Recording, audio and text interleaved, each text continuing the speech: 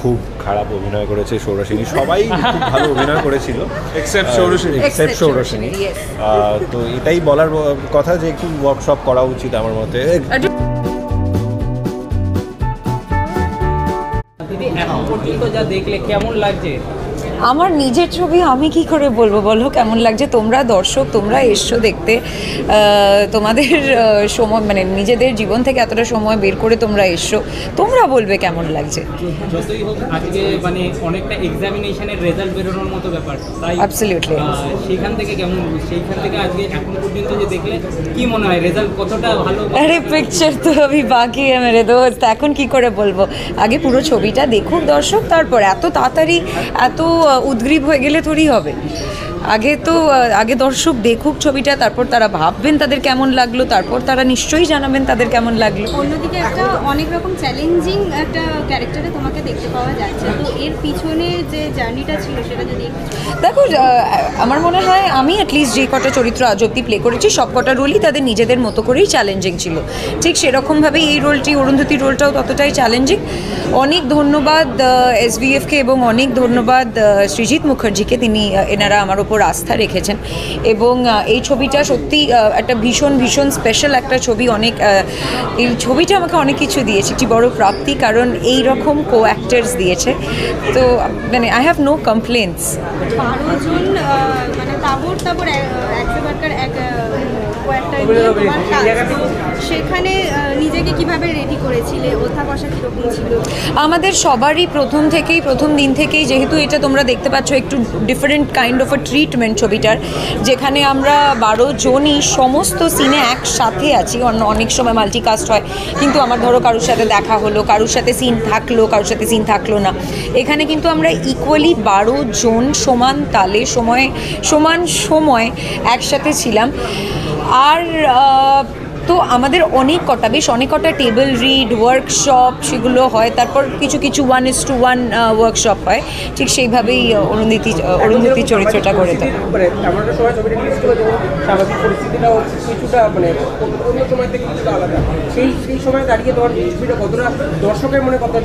সৃজিতা যখন এই ছবিটা বানিয়েছিলেন, ইনিশিয়ালি ছবিটার নাম ছিল ডাজন। বেশ অনেক বছর পর ছবিটা ফাইনালি এখন সত্যি বলে সত্যি কিছু নেই, এবং এখন আপনারা দেখছেন ঠিক তখন যেই সময় স্ক্রিপ্টটা লেখা হয়েছিল তখন যতটা যুগোপযোগী ছিল ছবিটি, আমার মনে হয় আজকের দিনে দাঁড়িয়েও কিন্তু ঠিক ততটাই রেলেভেন্ট। খুব ভালো লাগলো। আমি ডেফিনেটলি এটাকে সময় বার করে আলাদাভাবে দেখবো, কারণ এটা একটু ব্যাপারটাকে ধৈর্য নিয়ে বুঝে ব্যাপারটাকে স্টাডি করতে হবে। It's different subject and it's very innovative. আমাদের সবার খুব প্রিয় পরিচালক সুদীপদার কাজ, আর অনসাম্বল কাস্ট একসে বাড়কর এক, যাদের নিয়ে না বললেই নয়, অ্যান্ড দে আর ফ্যান্টাস্টিক। আমি এক্ষুনি দেখছিলাম 12 জন একই ফ্রেমে, সো ইটস গ্র্যান্ডিয়ার, যেটা আমরা ছবিতে দেখতে চাই বড় পর্দায়।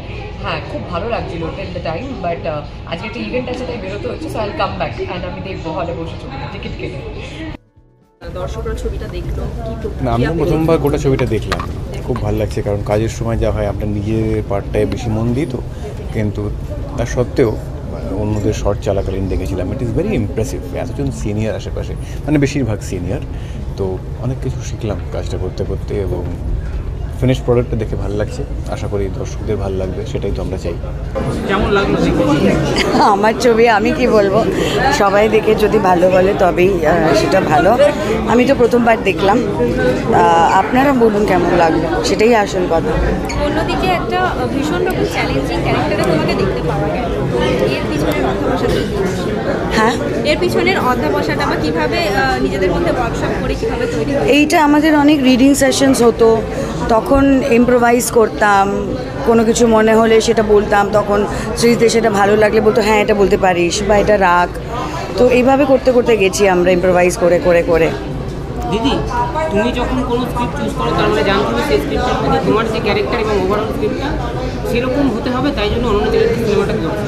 তো তো তুমি তো ওরকমভাবেই চুজ করো, তো এই তোমার যে ক্যারেক্টারটা ছিল সেটার কোন এমন পার্টটা ছিল যেটা তোমাকে মানে ক্যারেক্টারটা করতে তোমার মানে ইচ্ছা করলো? আমার যেটা ভালো লেগেছে ক্যারেক্টারটার মেনলি সেটা হচ্ছে যে প্রথমে খুবই স্নুটি একজন ক্যারেক্টার, সবসময় বম্বে বম্বে করে, কলকাতায় কিছু ভালো হয় না, দেখে মনে হয় খুব রুড, খুব স্নুটি, কিন্তু শেষে যখন ষোড়শনী যে ক্যারেক্টারটা করছে এবং ষোড়শনীর সঙ্গে সারাক্ষণ আপনারা দেখেছেন ছবিতে একটা অন্যরকম সম্পর্ক, শেষে গিয়ে যখন ওকে ধরে, ওর যখন ব্রেকডাউনটা হয়, সেই জায়গাটা আমার খুব ভালো লাগে, ইমোশনাল যে একটা চেঞ্জ। আর দিদি তোমার একটু মানে যারা তোমার পছন্দ করে স্ক্রিনে দেখতে যে কোনো মাধ্যমে একটা বাবার কমপ্লেন থাকে যে তুমি খুব কম কাজ করো, কেন দিদি? সেটা ওরা জানে না, এতদিনে জেনে গেছেন কেন কম কাজ করি। আপনারা ধৈর্য ধরে আমার জন্য, আমার কাজের জন্য অপেক্ষা করেন, তার জন্য আমি কৃতজ্ঞ। আপনাদের ভালোবাসার জন্যই আমিও সাহস পাই ধৈর্য ধরে অপেক্ষা করতে ভালো কাজের জন্য। এই কাজটা রিলিজ করেছে, পারলে দেখবেন, যদি ভালো লাগে বন্ধুবান্ধব আত্মীয় পরিজনকে বলবেন দেখবেন। তো দর্শকদের জন্য কি মেসেজ থাকে? এইটাই মেসেজ যে দেখবেন, যদি ভালো লাগে আত্মীয় পরিজনদের বলবেন, বন্ধুদের বলবেন। আপনাদের ভালোবাসার জন্য অনেক অনেক অনেক কৃতজ্ঞতা। হ্যাঁ, এরকম একটা পরিচালক তো লাগেই নিশ্চয়ই সবাইকে একত্রিত করতে। স্টারকাস্ট বলছেন, আমি স্টারকাস্ট ভাবি না, আমি মনে করি ভালো অভিনেতাদের একটা অ্যানসেম্বল কাস্ট, যেটার মধ্যে দিয়ে প্রত্যেকটা অভিনেতার একটা ওয়ার্কশপ হয়।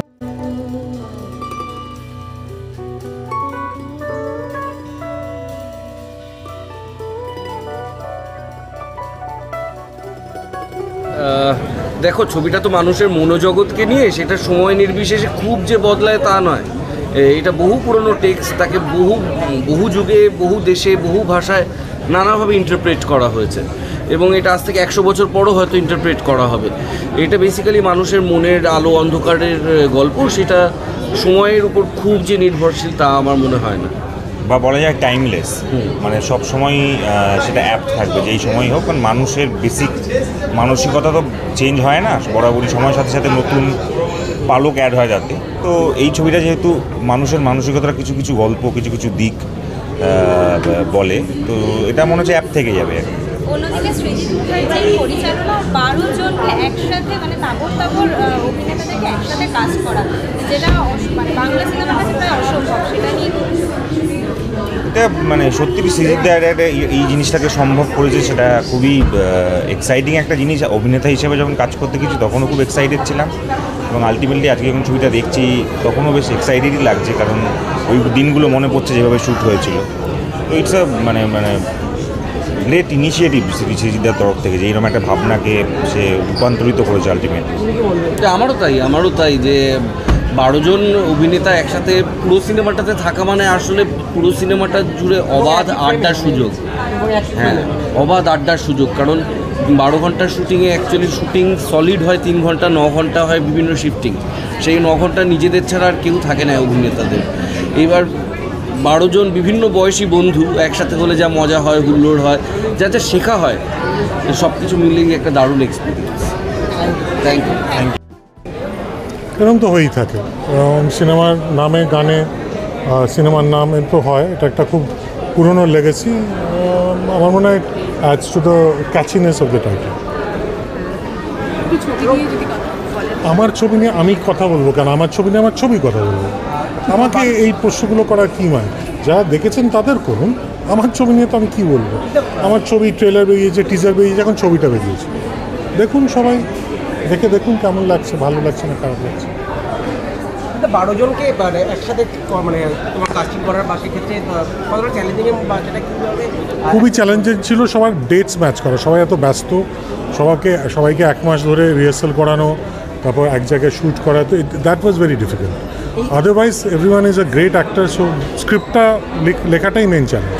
অন্যদিকে আজকের সমাজে, বর্তমান সমাজে দাঁড়িয়ে এই গল্পটা খুবই রেলিভেন্ট, তো সেটা হ্যাঁ, ঠিকই বলেছেন, রেলেভেন্ট। তো হোপফুলি আজকের বর্তমান সমাজে দাঁড়িয়ে এই গল্পটা একটা পপুলারিটি পাবে বা একটা আইবলস পাবে, যেটা আরও এই রেলেভেন্সটা আর একটু চারিদিকে প্রতিধ্বনিত হবে। হোপফুলি দ্যাট একটা থেকে একটা আলাদা, তো কিভাবে প্রত্যেকটাকে আলাদা নিজে করছে? এগুলো কাকতালীয়ভাবে এগুলো পরপর খুব রিলিজ হয়ে যাচ্ছে বলে এরকম মনে হচ্ছে। এগুলো অনেকটা সময় জুড়ে অভিনয় করা, কিন্তু চরিত্রগুলো খুব আলাদা আলাদা, বা সেইটা দর্শকরা দেখছেন, সেটা অ্যাপ্রিসিয়েট করছেন। সেটা আমার খুব ভালো লাগছে। এক রোকা ফ্যাস আমি দেখিনি, কিন্তু I have heard about it, গল্পটা তো পড়া, তো সেটাই যখন বাংলায় অন্যভাবে দেখা হচ্ছে, আই থিঙ্ক ফ্লেভারটাই পুরো আলাদা। এবং প্রসেনজিৎ দিদা ফ্যান্টাস্টিক জব, ওর এটা I think best job till date, মানে জব ভিজুয়াল অ্যাঙ্গেলস। আর আই থিঙ্ক এটা সৃজিত মুখার্জির বিউটি, যে মানে দর্শককে শেষ মুহূর্ত অবধি সিটের এজে নিয়ে রাখবে, যে এরপর কী হবে এরপর কী হবে জানা, অলদো গল্পটা জানা, কিন্তু এরপর কী হবে ওটাই ম্যাজিক অফ হিম। আর I think it's a stellar cast, মানে কাস্ট নিয়ে আমি আর বলার জায়গায় নিই আমার, মানে they are all wonderful in their own places. আমি খুব এনজয় করেছি দেখে, actually I was thrilled throughout. তো আমি চাই যে সত্যি বলে সত্যি কিছু নেই, সবাই হলে গিয়ে দেখুক। I am a true well wisher. Definitely বোম্বাদার প্রেজেন্সের ট্রেলার লঞ্চ আমাদের কাছে একটা প্রচণ্ডভাবে পাওনা ওঠে। বোম্বাদার আশীর্বাদ ছাড়া অমর সঙ্গী বলে আর সিনেমা রিলিজ করতেই পারছি, তা নিয়ে তো কোনো ডাউটই নেই।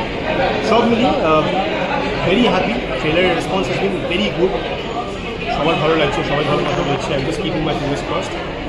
আগামী সপ্তাহ শুক্রবার আমাদের রিলিজ, অমর সঙ্গী হলে আসবে এবং সাধারণ মানুষরা এসে দেখতে পারবেন, বলতে পারবেন কেমন লাগলো, অনেক ভালোবাসা দিতে পারবেন।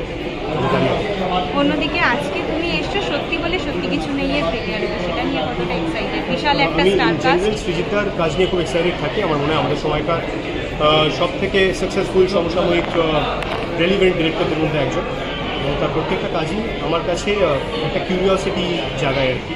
এটাও তাই, যদিও আমি 12 অ্যাগ্রিমেন্ট করেছি, নাটকটা দেখেছি, নিচে সে নাটকটা একসময় করতাম স্টেজে, তো সেইখান থেকে দাঁড়িয়ে একটা আলাদা কানেকশন রয়েছে এই গল্পটার সঙ্গে। আজকে গোটা সিনেমাটা দেখা হচ্ছে না, কারণ আমার প্রমোশনাল শ্যুট আছে, দেখে বোঝা যাচ্ছে যে আমাকে অমর সঙ্গীর জামা পরে ঘুরে বেড়াতে হচ্ছে, কাজগুলো করতে পারি। তো আজকে পুরো দেখা হচ্ছে না, বাট ডেফিনেটলি থ্যাংক ইউ।